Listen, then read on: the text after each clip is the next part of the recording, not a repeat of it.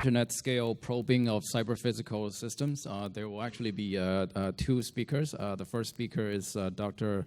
Elias Bulhab, an assistant professor at Florida Atlantic University. And then our second speaker is Dr. Cloud Fahaf, an assistant professor at the University of Dubai and a former researcher at MIU.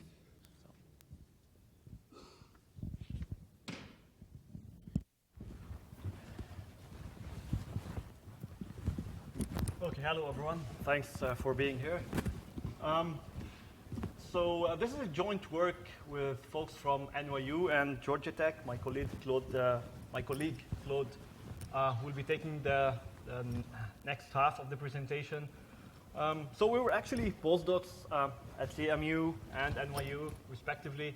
And we had this idea is that everyone is talking about cyber-physical systems, which encompasses obviously industrial control systems.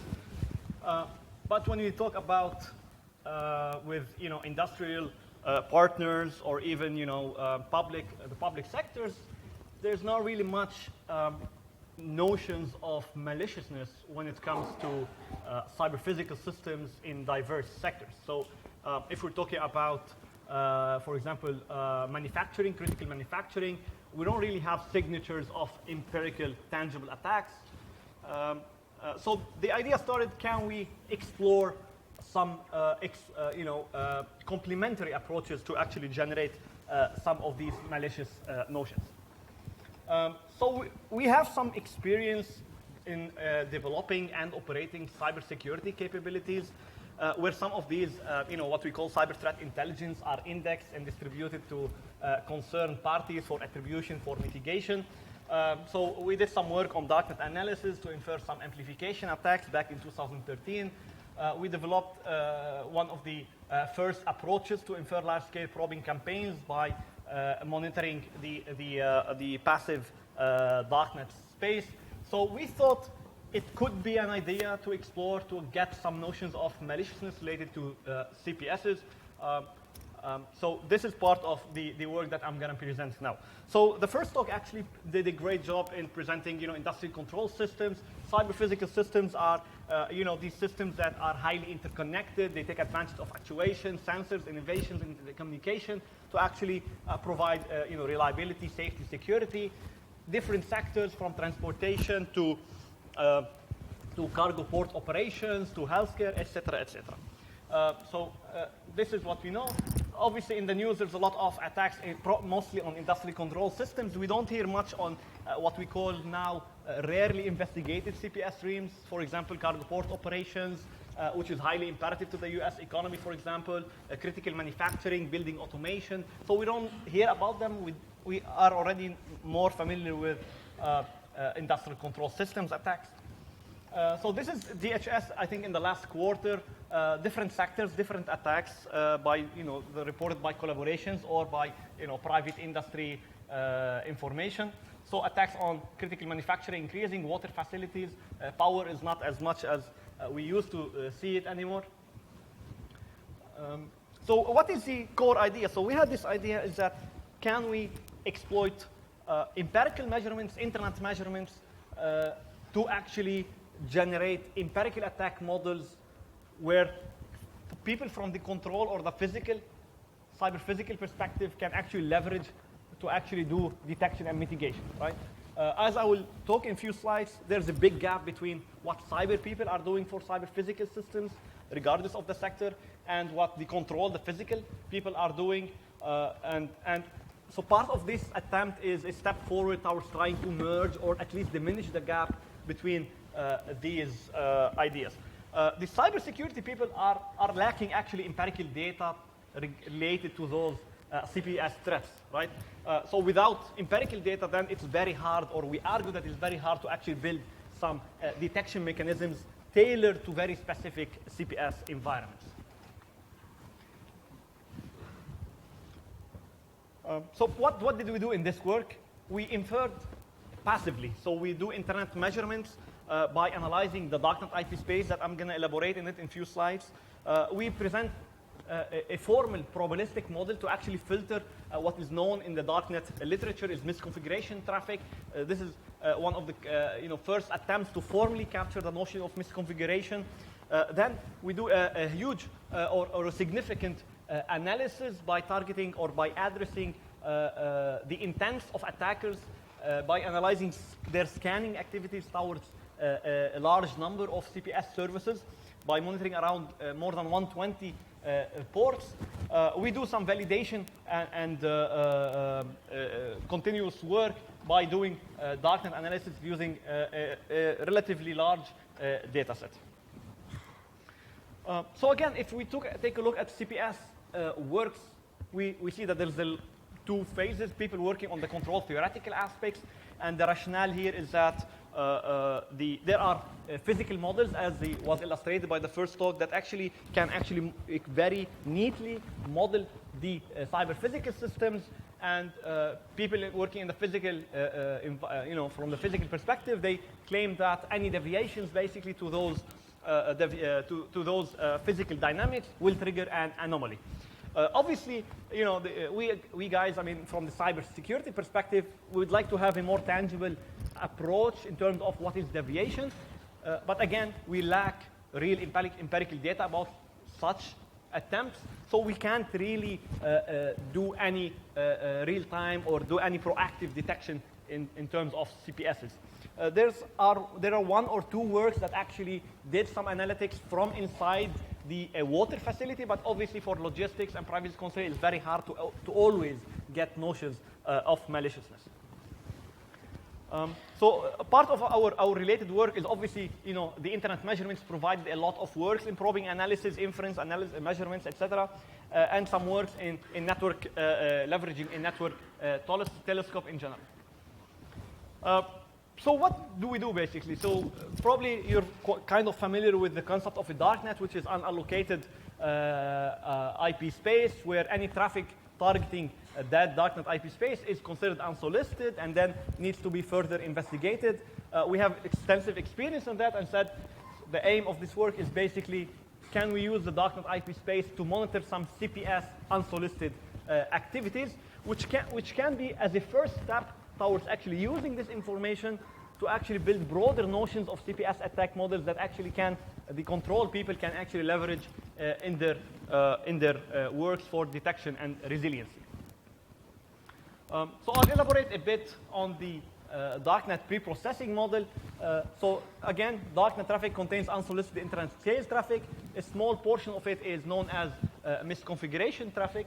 This misconfiguration traffic is unproductive, so it just pollutes the Darknet traffic. It hinders the execution of algorithms, basically, of cyber threat intelligence algorithms. So typically in the literature, they use some sort of metrics that try to capture, heuristic metrics that try to capture the notions of misconfiguration. However, we approach this problem in a more formal way. We develop here a probabilistic model capturing the notions of misconfiguration. And the idea is, behind this approach is to take advantage of two notions, which is the rareness of access and the scope of access targeting the Darknet IP space.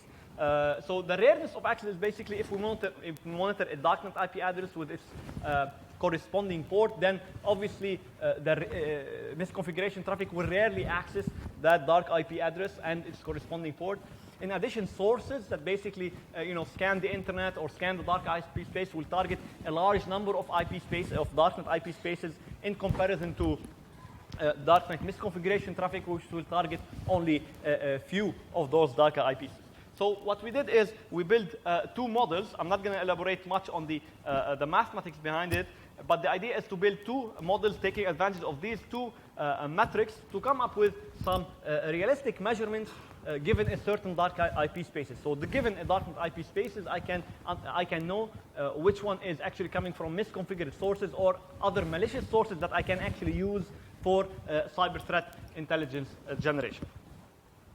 We exploit a simplistic algorithm that we can actually use in real time to actually filter out this misconfiguration traffic. Again, from our studies that depending on the Darknet provider, the Darknet or the Darknet setup, the percentage of misconfiguration can fluctuate. It is worth it to note actually here that in our work, although there are quite a number of quite a large number of Darknet providers. However, in our work, we actually deploy a Darknet space. It took us around 7 to 8 months to actually operate a real-time Darknet passive measurement capability to actually start, analyzing and capturing this Darknet data. So again, the core aim, before I give the floor to my colleague Claude, is to monitor scans as an indicator of our intentions to actually look for CPS unsolicited or malicious activities, right? So in this case, we actually communicated with private and public entities in the US and in Canada to actually understand what are being deployed in terms of inside the CPS operations, basically. We were able to capture around 26 CPS services that operate on more than 120 CPS ports, and we monitor those ports basically for scanning activities, and we try to attempt to infer their coordination, their unsolicited activities. So I will give the floor to my colleague Claude, who's excited about this work, and he came all the way from UAE to actually present this work, and he will take it from there in terms of results as well.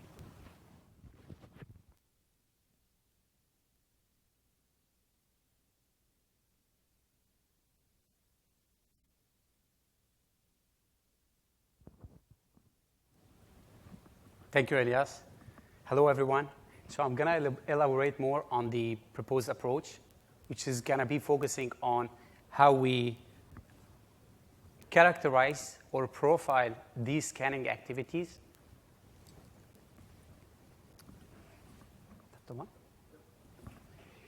In addition to study the co-occurrence of these activities when the activities come, let's say, on the same time. Furthermore, in order to tackle the co-occurrence of scanning activities, we studied the Jacquard similarity index, which is a kind of a model to identify the similarities among traces. Furthermore, we studied the orchestration. So the orchestration is to identify campaign of probing activities, which can come in from different sources. So we'd like to cluster them, put them all together. A typical example of a cyber campaign could be conducted by a botnet, where you have a bot master controlling several bots to conduct a certain malicious act. So in terms of inferring the orchestration of the attacks, we studied the time series among traces. Furthermore, we studied also the network behavior.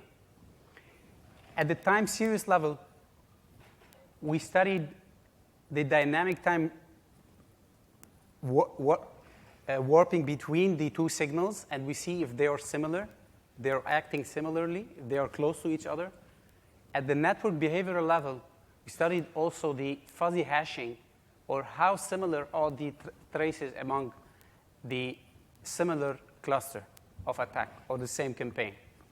So the aim is to increase the similarity and reduce the distance. So some of the empirical findings in terms of characterization. Oops. Okay, so this is the examples of the 1 month analysis we've done. We distributed this 1 month into 4 weeks. These are the top scanners that we identified targeting UAE dark address space. So on average, we have approximately maybe 8,000 per week, coming on average from 3,000 unique IP addresses. Let's take the case of Modbus, for example, which is one of the most common services in CPS. And we see here the consistency. We have 12 IP addresses that consistently occurred during the 4 weeks period. In terms of validation, what we've done, we correlate with different third parties data sets, such as DShield, where we see majority, 88% of the data or these IP addresses are also on the DShield, identified by DShield as malicious or suspicious activities. In addition, we looked into the IP abuse IPDB and the CMON to cluster also the activities. From a third-party perspective, we saw that many of them are into hacking, into port scan, FTP, brute force, and denial of service activities. The remaining is actually unknown for us, which can be also due to several reasons. These are the top 5 used abuse source ports. So the tools or the machinery that are running the scans are running from a certain service. We try to characterize the source port, where they're coming from. We see a lot of coming from port 6000. Also, a relatively big amount coming from ports that are selected between the range 40K and 60K. For Modbus, 30% of the traffic originated from source port 6706. In terms of IP ID, also in the characterization, the IP ID is a good way to identify or fingerprint the tools that is doing the scan. The majority of the scan are coming from ZMAP, which have a IP ID value in hexadecimal, which is equal to D431. So the majority of the scan were coming from ZMAP. That's an interesting graph showing the number of probes per countries. So some of the countries, we see so variety of scans coming from, let's say, the States, from China, from Netherlands, from France, and sometimes very unique scanning activities coming, for example, from Russia, the Profinet, which is a factory-based services. We see a trend between Spain and Singapore. You see the green and dark blue colors, which are related to the ICCP and the Modbus services. These are all power control services. These are the top of the services that are being abused or used. So Modbus, ICCP, Niagara Fox are among the top. We have seen also the co-occurrence and the correlation between these services. Let's take the example of a Profinet, which always occurring alone. Even the foundation is always occurring alone. If we take the, I don't know if I want to call this dark red, this co-occurring and coming always, the ROC service is always coming with the Ethernet during the whole analyzed period, the 4 weeks. So we identified also several campaigns based on our orchestration inference algorithm, 5 large campaigns. Some of them are coming from an academic institution such as Michigan. And I was so happy to meet one of the people who are running these scanning activities. And our algorithm were able to identify 64 unique IP addresses, which is exactly a number which is a multiplication of 16. And when I asked David, if I'm not mistaken, he told me that they are running these scanning activities in a number of 16 hosts. We have also identified several activities from Shodan, which is normal, among other suspicious activities coming from Russia, China, Germany.